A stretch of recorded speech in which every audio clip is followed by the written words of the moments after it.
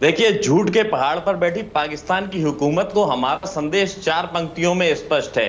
तुम याद करो, अब्दुल हमीद ने पेट्रोल टैंक जला डाला, महज चंद दिनों में ही हमने बांग्लादेश बना डाला। तुम याद करो 90,000 उन बंदी पाक जवानों को, याद करो शिमला समझौता, इंदिरा के एहसानों को। खुले प्रशिक्षण, खुले शस्त्र हैं, खुली हुई शैतानी है, सारी दुनिया जान चुकी है ये हरकत पाकिस्तानी है। पीओके के नाम पर जो प्रोपेगेंडा आपने फैलाया है, पीओके में आपके यहां पर किस तरह की स्थिति बनी हुई है, किस तरह पाकिस्तान का झंडा उतार दिया गया, दुनिया से अब कुछ छुपा हुआ नहीं है। पीओके की हालात को बद से बदतर आपने बना दिया है। आप बात करते हैं भारत की कि भारत में पर्यवेक्षक आने चाहिए, विदेशी पर्यवेक्षक आने चाहिए, कभी न्योता क्यों नहीं देते पाकिस्तान में दुनिया के पर्यवेक्षकों को कि आकर पाकिस्तान की हालत भी तो जनाब एक बार देख ले कम से कम। सर्वविदित है कि पाकिस्तानी हुकूमत की दाल रोटी भारत के भरोसे चलती है, लिहाजा वहां के सियासी दल नफरत की आग पर सियासी रोटियां सेकते हैं।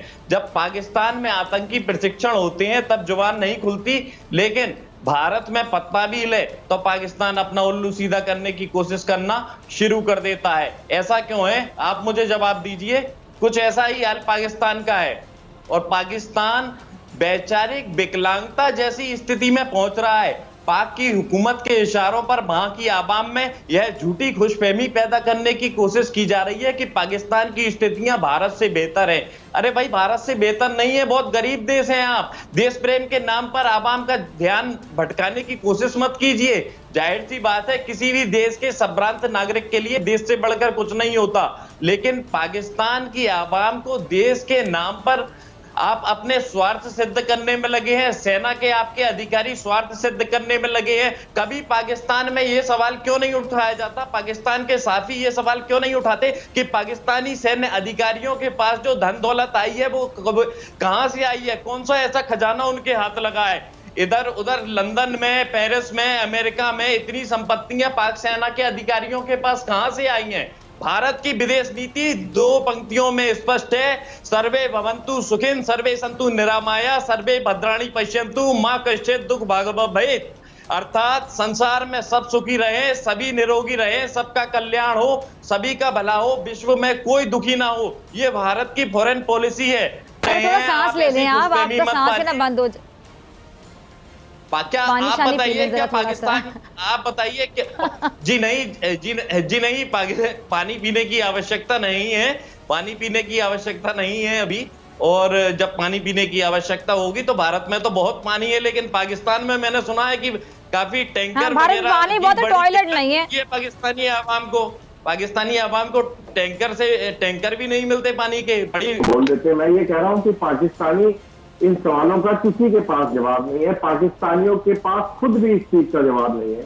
और मैं उस दिन का इंतजार करूंगा जब हिंदुस्तान पाकिस्तान का टाकरा ना करे फिजा खान, और फिजा खान पाकिस्तान का पाकिस्तानियों के साथ टाकरा करे।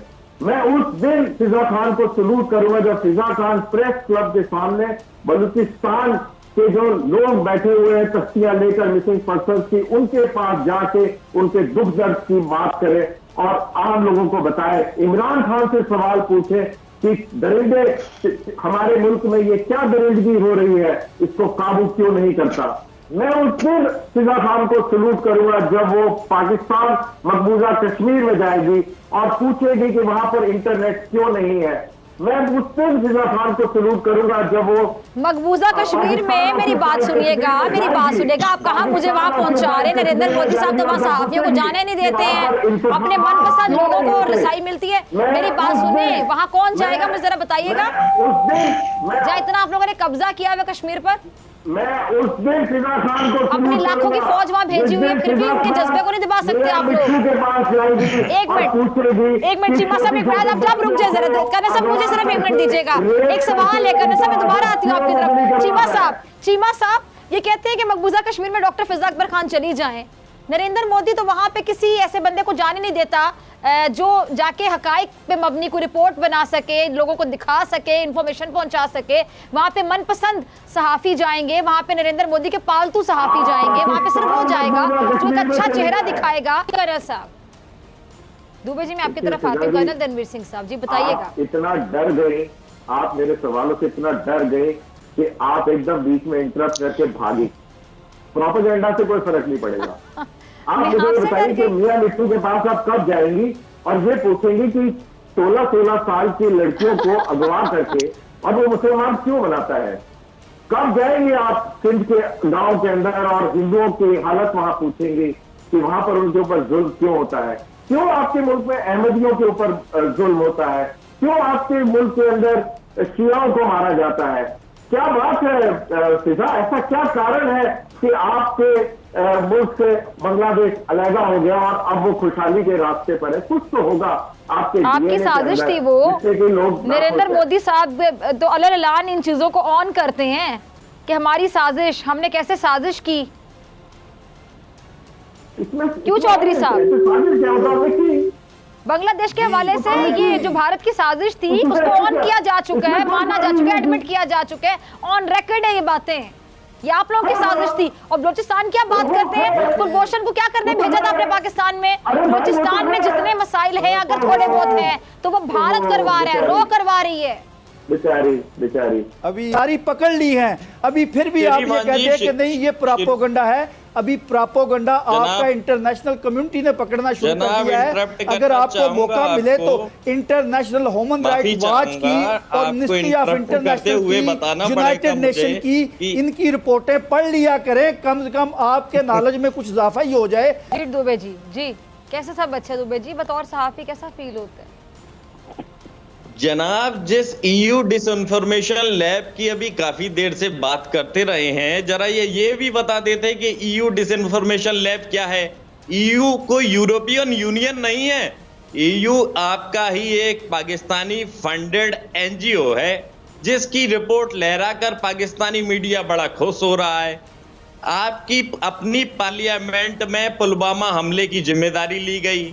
आपकी अपनी पार्लियामेंट में यह बताया गया कि अभिनंदन की रिहाई के वक्त आपके सैन्य अधिकारियों के हाल क्या थे, कैसे उनके हाथ पांव कांप रहे थे।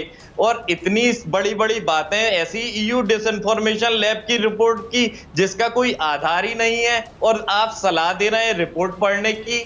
पूरी दुनिया को खबर है पाकिस्तान की कंगाली का, और पाकिस्तान की कंगाल एक्सप्रेस रेल जैसे तैसे ढकेल रही है। उसे दौड़ाने के प्रयास करने की बजाय कभी सुरंगों से आतंकी भेजते हैं तो कभी एफएटीएफ में ग्रह सूची में होने पर ही खुशी होती है पाकिस्तान में। हिंदू क्या, अब तो अहमदिया मुसलमान भी पाकिस्तान में सुरक्षित नहीं रहा। यह कहानी किसी से छुपी नहीं बची। अब अच्छी बात यह है कि इमरान के राष्ट्रीय सुरक्षा सलाहकार को अकल आ गई, जो उन्होंने मान लिया कि पाकिस्तान की दुनिया में गलत छवि बन रही है और उसमें सुधार करना चाहिए। लेकिन अब मुश्किल ये है कि उनकी मानेगा कौन? इमरान को आईएमएफ के दरवाजे पर खड़े होकर कर्ज मांगने में थोड़ी भी खुददारी क्यों महसूस नहीं होती? पाकिस्तान इस्लामिक देश है और इस्लाम में आप ही बता दीजिए क्या कर्ज लिया जाता है ब्याज पर? इस्लाम में तो मेरे ख्याल से गुनाह है कर्ज लेना। फिर ये गुनाह क्यों? अपने गुनाह में पाकिस्तानी हुकूमत में के हर नागरिक को शरीक कर लिया हुकूमत ने। पाकिस्तानी हर नागरिक के ऊपर 1,75,000 तक का कर्ज है और खैरात से घर नहीं चलता तो देश कैसे चलेगा?